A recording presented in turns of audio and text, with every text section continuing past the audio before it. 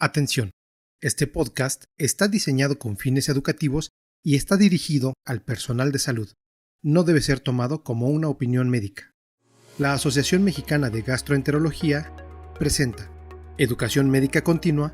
Agradece a nuestros patrocinadores: Carnot, Mayoli, Megalabs, Medix, Liomon, Sanfer, Takeda.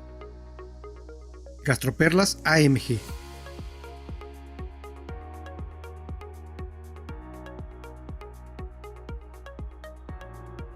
Hola, qué gusto volverlos a saludar en esta ocasión para el episodio número 82 de las Gastroperlas, que corresponde a la tercera temporada. En esta ocasión, para tratar el tema del manejo de antibióticos en apendicitis aguda, si es necesario utilizar cirugía o no. Es el primer tema quirúrgico de esta tercera temporada. Y bueno, antes de empezar, me gustaría agradecer a los laboratorios que hacen posible este programa de educación médica continua.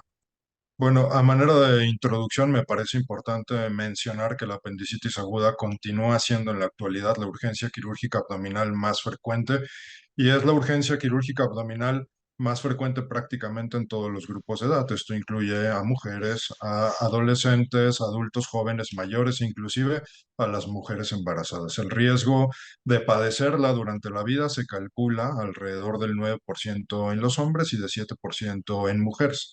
El objetivo de este podcast será discutir las herramientas disponibles para el tratamiento de esta patología y una nueva modalidad de tratamiento que ha surgido en los últimos años, que es precisamente tratarla sin cirugía en el contexto de una apendicitis no complicada, haciendo hincapié en que justamente es importante distinguir entre una apendicitis complicada y no complicada.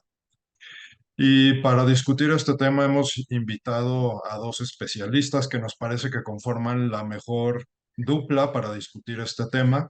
Por un lado tenemos a la doctora Ofelia María Rosales del Real. Ella es egresada de la UNAM, es internista por la UNAM, formada en el Hospital Central Norte de Petróleos Mexicanos, especialista en infectología y en VIH por el Instituto Nacional de Ciencias Médicas y Nutrición Salvador Subirán y actualmente especialista en infectología en el Hospital Central Sur de Alta Especialidad de los Petróleos Mexicanos.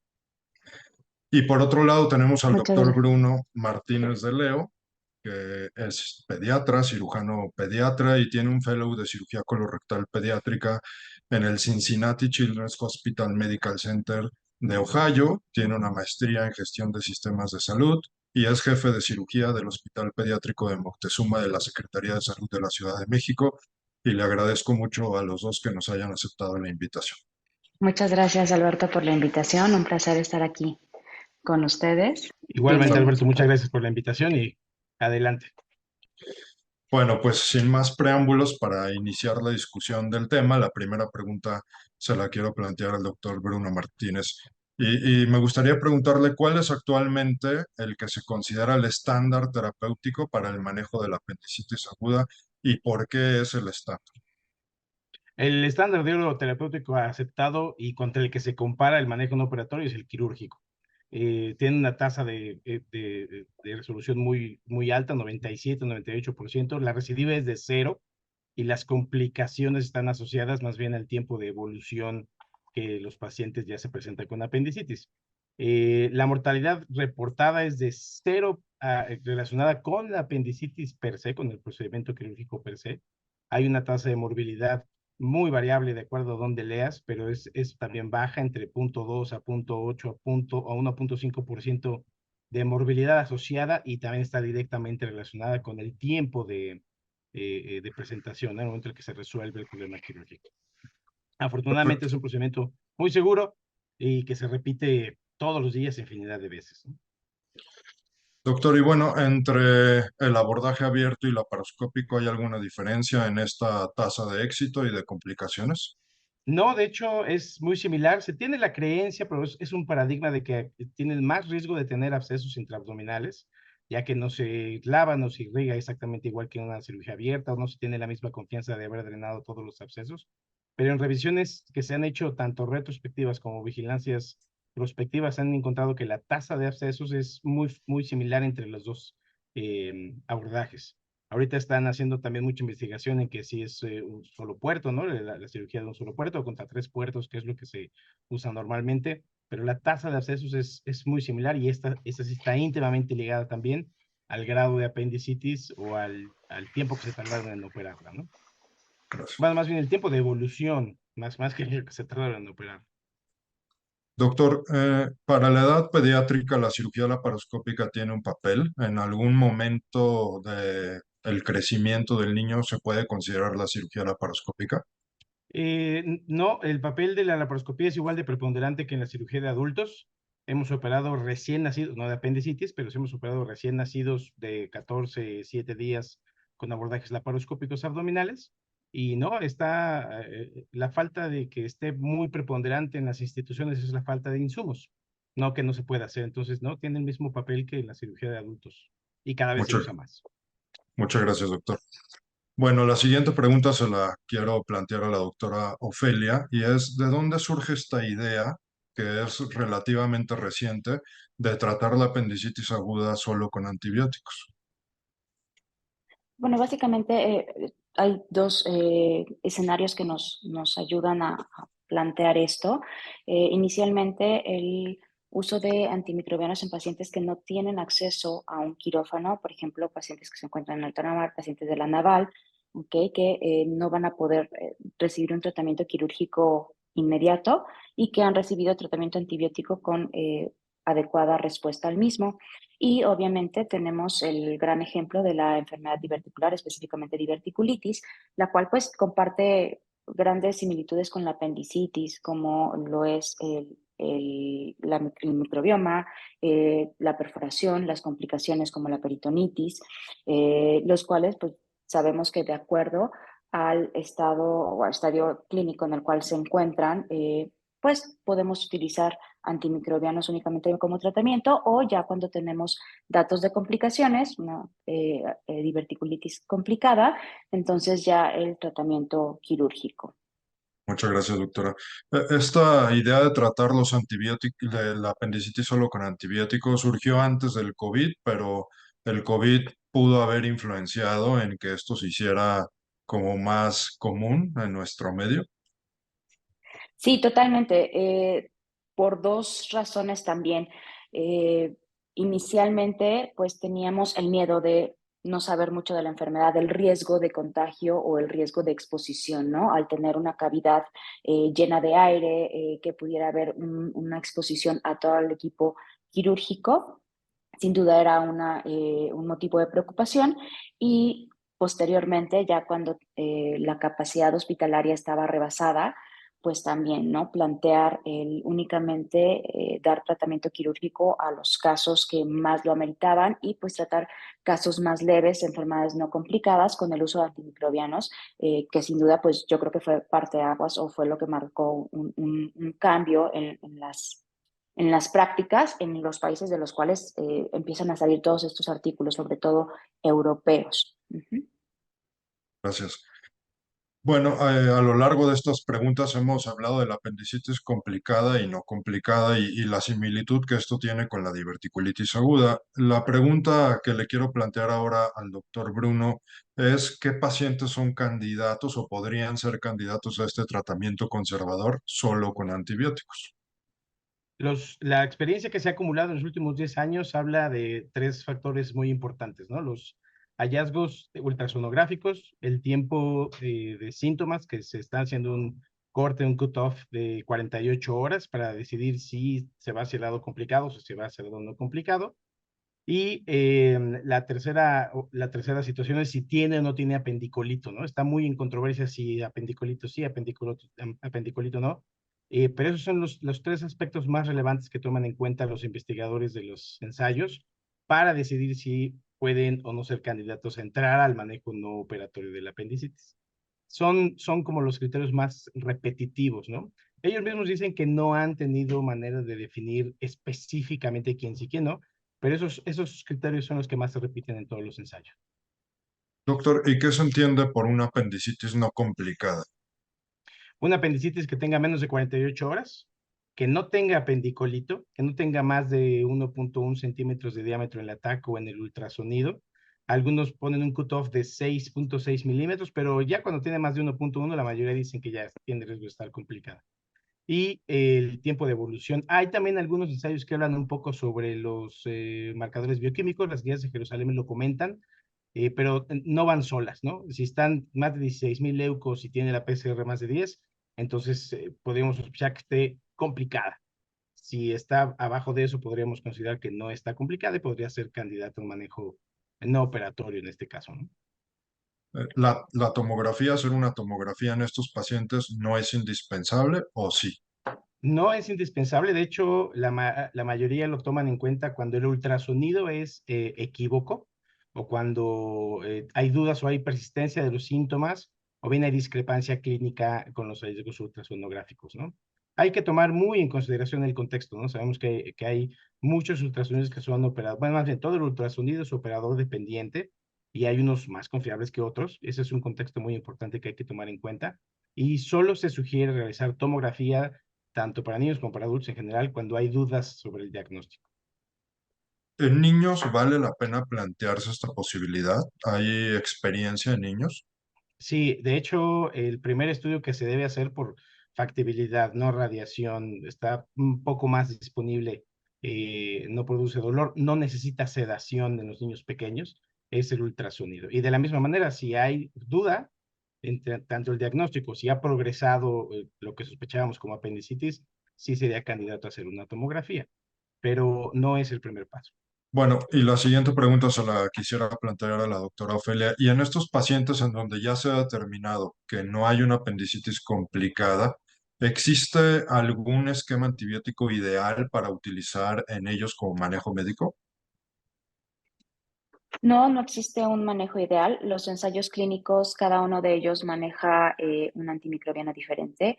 Prevalecen más el uso de cefalosporinas de segunda y tercera generación junto con metronidazol, pero también encontramos esquemas con amoxicilina con clavulanato, encontramos esquemas con ertapenem, incluso una comparativa del uso de ertapenem contra moxifloxacino, que es el único estudio comparativo de dos esquemas.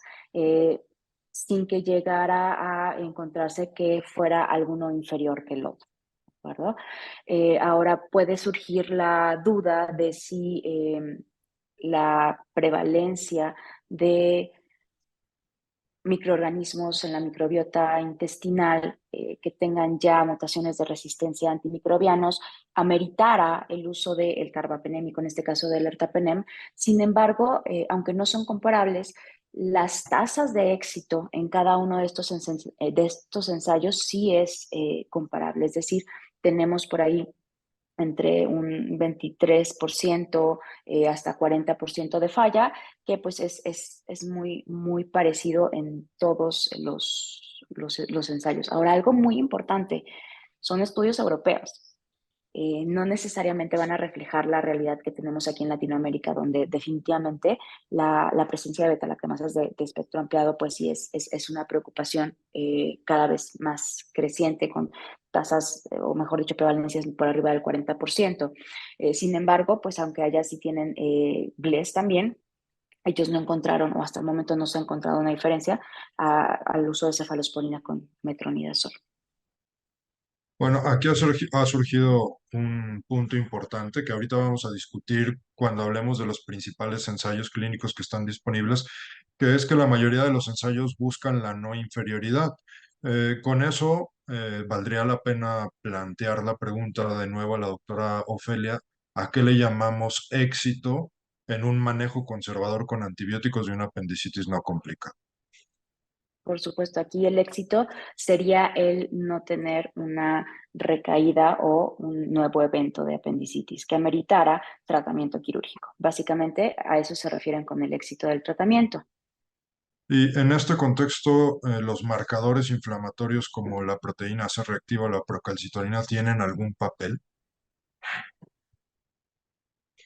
El problema con los marcadores de inflamación es que no son específicos de un proceso bacteriano o en este caso de un proceso infeccioso.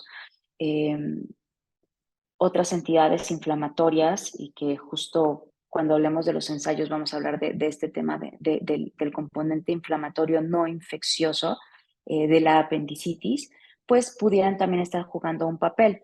Sin duda nos ayudan porque nos dan como una mayor tranquilidad a la hora de darle el egreso a nuestro paciente y decir va a poderse ir a casa con un tratamiento ambulatorio, el estar viendo que los leucocitos disminuyen, que proteína C reactiva disminuye y definitivamente que no tenga una procalcitonina elevada, pues son puntos que nos dan más confianza para hacer esto, siendo la procalcitonina el único de estos marcadores que realmente nos va a hablar del el efecto sobre infección bacteriana y sepsis. Que teóricamente estos pacientes con apendicitis no complicada no tendrían por qué tener elevados, ¿no? Porque pues en teoría no deben de tener sepsis como parte de los criterios. Y bueno, pues ya que hemos empezado a hablar del tema, quería ver, Ofelia, si nos puedes comentar de los primeros ensayos clínicos que hubo respecto a este tema, que son los ensayos clínicos que se han denominado APAC. Sí, claro que sí. Bueno, de APAC tenemos tres ensayos. Estos ensayos son finlandeses. Eh, Justo lo que estaban tratando de ver es el abordaje conservador, el uso de antimicrobianos, versus la cirugía. Y pues, de alguna manera, ver si esto influía en disminuir costos, en disminuir días de estancia hospitalaria, días de ausencia a trabajo, el uso también de fármacos contra el dolor. APAC 1 va como muy enfocado a estos desenlaces. Sin embargo, algo muy importante, no son tan equiparables con la realidad que tenemos respecto al uso de la laparoscopía, porque acá es un porcentaje alto de cirugía abierta en el caso del tratamiento para apendicitis. APAC básicamente nos daba una tasa de éxito por arriba del 70%, con una reincidencia de la apendicitis en el año completo de observación de un 23% aproximadamente. Aquí, pues básicamente lo que ellos quisieron ver en APAC 2 fue ahora sí hacer la comparativa con respecto al uso de antimicrobianos, es decir, si podía utilizarse antimicrobianos por vía oral, eh, pues para de alguna manera también reducir costos, que sea más rápido el egreso del paciente, y en este caso se utilizó moxifloxacino, comparándolo con tratamiento intravenoso con ertapenem inicialmente y al egreso ciprofloxacino o alguna otra quinolona junto con metronidazol. Este estudio es el que les comentaba previamente, estaba buscando no inferioridad de moxifloxacino versus el esquema intravenoso, y aunque en las curvas vemos en las curvas ROC si un poco se llegan a separar estas eh, líneas donde nos hablan el evento de como tal requerir una apendicectomía, eh, realmente no fueron suficientes para hablar de que no hay inferioridad del tratamiento por vía oral. Y por último, en el caso del estudio APAC 3, básicamente hacen un estudio doble ciego en el cual se hace el tratamiento antimicrobiano convencional, tanto intravenoso como ambulatorio, versus placebo. Y aquí la cuestión interesante es que las tasas de éxito fueron básicamente similares. No hubo no inferioridad en el tratamiento que fue con placebo, lo cual pues nos plantea justamente todo este tema de la fase inflamatoria como tal de la apendicitis, ¿no? No necesariamente va a haber un sobrecrecimiento bacteriano, no necesariamente hay un proceso infeccioso que se tiene que combatir. Entonces, pues sí es de llamar bastante la atención, es bastante peculiar este resultado y sin duda se requieren otros ensayos que repliquen este resultado para poder emitir, pues, qué es lo que está sucediendo realmente aquí en apendicitis. Gracias, doctora. Doctor Bruno, por otro lado, hay un ensayo clínico que quizás sea el más comentado con respecto al tema, que denominaron el ensayo CODA y que publicó el New England Journal of Medicine. Quisiera ver si nos puede resumir en qué consistió ese ensayo clínico. Sí, es un ensayo muy interesante porque tiene muchos pacientes, ¿no? Casi 800 pacientes ambulatorios, casi 800 pacientes a los que se los sometió a apendectomía. Así bien, muy acertado el comentario de la doctora Rosales, porque 96% de esos pacientes que se operaron fueron por laparoscopía, 96%. Es un porcentaje sumamente elevado y 47% de esos pacientes fueron los que se sometieron a tratamiento médico, pero 29% de ellos requirieron de cirugía a los 90 días, dentro de los 90 días. Entonces, y el factor más importante que tomaron en cuenta, que comentábamos al principio, fue la presencia de apendicolito. Aún a pesar de que tuvieron ellos todo por la paroscopía, algunos pacientes que no tenían apendicolito, a veces mencionan hasta el 40%, tuvieron apendicitis recurrente, ¿no? Muy de lo que comentaba la doctora Rosales, de cuestionar esa teoría de que tenemos de que si hay apendicolito por fuerza, ¿no? Hubo pacientes que no tuvieron apendicolito y aún así tuvieron apendicitis, y otros que tuvieron apendicolito y pudieron continuar con el tratamiento conservador. Pero yo creo que de todos los estudios que hay, el que tiene más pacientes comparados el uno con el otro, y solo es a partir de 18 años de edad, pero es un ensayo con mucho poder estadístico, ¿no? Gracias, doctor. Justo entre las preguntas que nos hace el público en preparación de este podcast, había una pregunta de si hay experiencia utilizando manejo conservador o médico en apendicitis en niños menores de 12 años, si hay ensayos clínicos al respecto. Sí, sí hay. De hecho, hay uno que está muy bien hecho, un piloto, que es el estudio de Patkova, se le conoce como estudio de Patkova, que es la autora principal. Bueno, es la segunda autora de un preensayo, porque hay una publicación de ese estudio en 2019 en seguimiento a los 4 años, pero solamente está el que está en prensa, ¿no? No está totalmente aceptado el manuscrito. Y lo busqué para esta revisión y no está publicado, se supone que se va a publicar en el 2019, ¿no? Entonces, quién sabe qué pasó. Leyéndolo con mucho detalle, hay mucha controversia, mucha discrepancia en sus datos de análisis, ¿no? Números incompletos, porcentajes que no cuadran, tal vez por eso está detenido. Pero en el piloto es muy interesante porque ellos hicieron un piloto, vigilaron a los pacientes durante un año. Son pocos pacientes porque fueron 26 pacientes a los que se sometieron a apendicectomía, y ambulatorios 25 pacientes. Y a un año pues, se operaron 15 de 24 niños. O sea, la falla fue de tratamiento no operatorio alta desde el punto de vista en porcentaje tácito, ¿no? Tomaron esos mismos criterios, 48 horas, menos 48 horas, también tomaron en cuenta la presencia o ausencia de apendicolito. Todos tuvieron ultrasonido para diagnóstico de la apendicitis no complicada. Se les propuso a la familia participar o no participar. Uno de esas fallas, y es falla entre comillas, porque la familia se arrepintió a las 2 semanas y decidió regresar a que le hicieran la apendicectomía al paciente, aunque no tenía síntomas.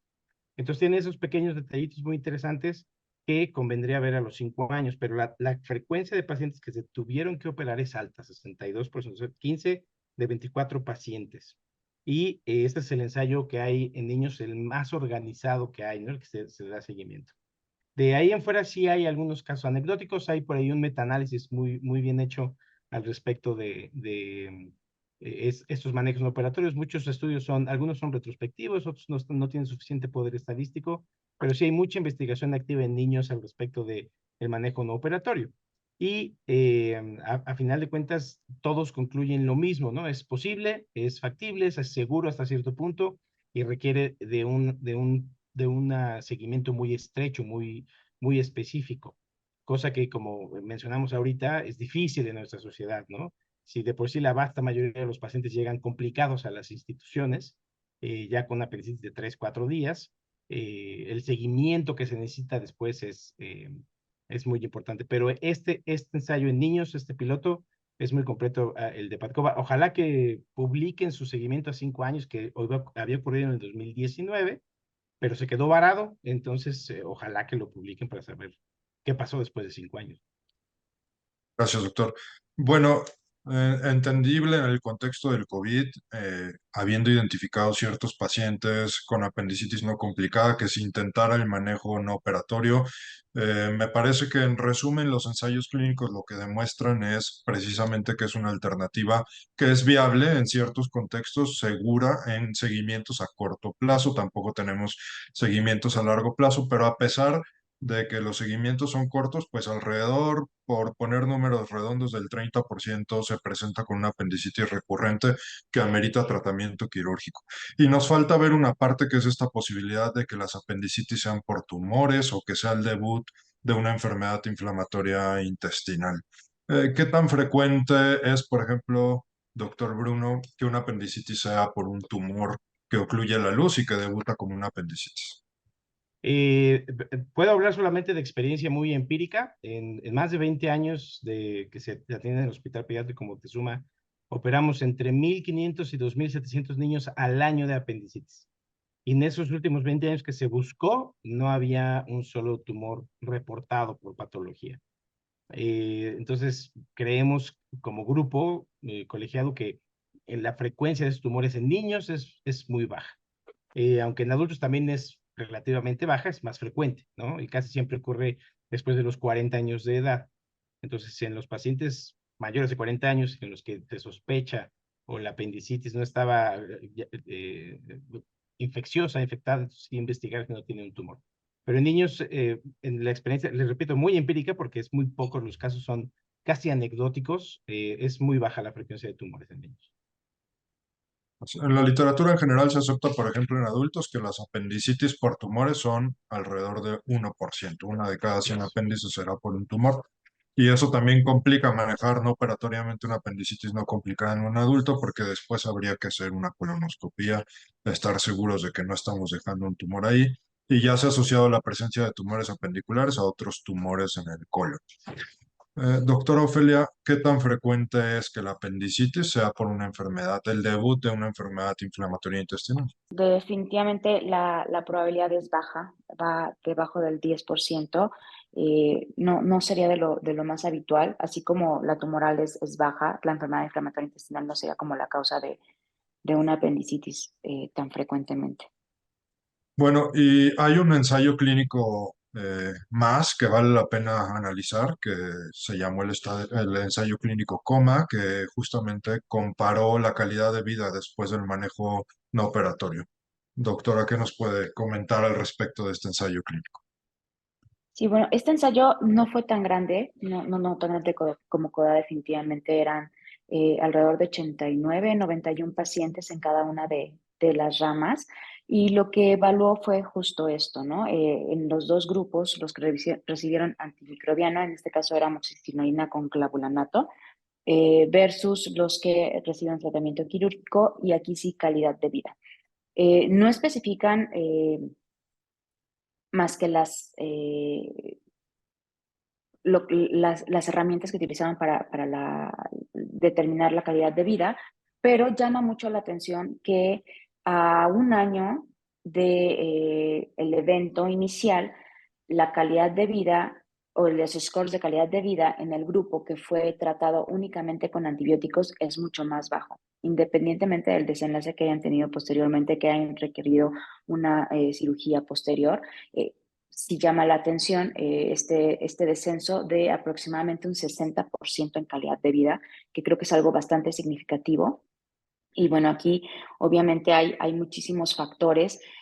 Hablan también de los costos, ¿no? Porque inicialmente ACA había hablado de costos, que era más barato, CODA también, pero estos hablaban únicamente del primer evento, no tomaban en cuenta los costos de una intervención posterior, o una apendicitis complicada que pudiera presentarse posteriormente. Y aquí en este caso, pues sí se incrementan los costos de estancia hospitalaria, y manejan mucho todo lo que tiene que ver con el estrés del paciente de tengo apendicitis y no me estoy sometiendo a una apendicectomía, como esta parte psicológica, el impacto que tienen en los pacientes, que yo creo que tiene mucho que ver con esto de la calidad de vida.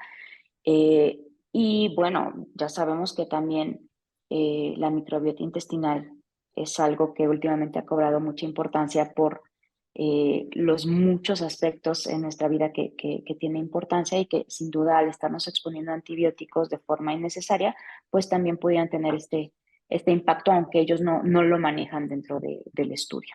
Ujú. Y bueno, pues para cerrar este podcast me gustaría preguntarles a cada uno con qué se quedan de este tema que hemos discutido y si desde su punto de vista, con la información que hemos analizado, ¿ustedes consideran que esto en un futuro lo vamos a ver más frecuentemente? Si quieren, empezamos con la doctora Ofelia. Bueno, pues yo me quedo con que es una opción. Definitivamente sí es una opción en pacientes seleccionados y obviamente bajo circunstancias en las que no podamos tener la disponibilidad de un quirófano, como sí poderlo plantear en algunos pacientes, sobre todo pacientes que no tengan complicación. Eh, Siempre tomar en cuenta que estamos exponiendo durante más tiempo a antibióticos a nuestros pacientes, con todo lo que esto implica. Pues el impacto en la calidad de vida que este pueda tener. Me quedo con esas tres ideas. Doctor Bruno. Sí, claro que sí. Yo creo que esto va a ir en aumento muy paulatino, muy despacio. Bien dice la doctora, tenemos un paradigma de apendicitis igual a cirugía. Los pacientes que son referidos de una institución a otra creen que ya estamos esperándolos con el quirófano abierto y el bisturí en la mano, ¿no?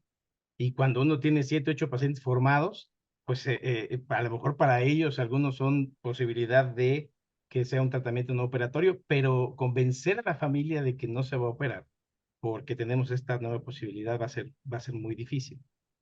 Creo que va a haber pacientes, padres de pacientes y pacientes propios que van a empezar a preguntar por eso, ¿no? Oiga, yo me podría atender sin cirugía o mi hijo lo podrían atender sin cirugía y creo que hay que ser muy honestos con ellos, ¿no? Sí, se puede, va a necesitar más seguimiento, va a necesitar más tratamiento oral, va a necesitar venir cada determinado tiempo y 40% números terminales, 30-40% números redondos, recurren el primer año de vida, ¿no? Que ese es otro de los aspectos difíciles de las cuestiones económicas, ¿no? Porque, como bien decían, al principio sí, es menos caro, pero no están contando los pacientes que tuvieron que regresar, cuántas visitas, cuántos estudios, y luego terminaron operándose.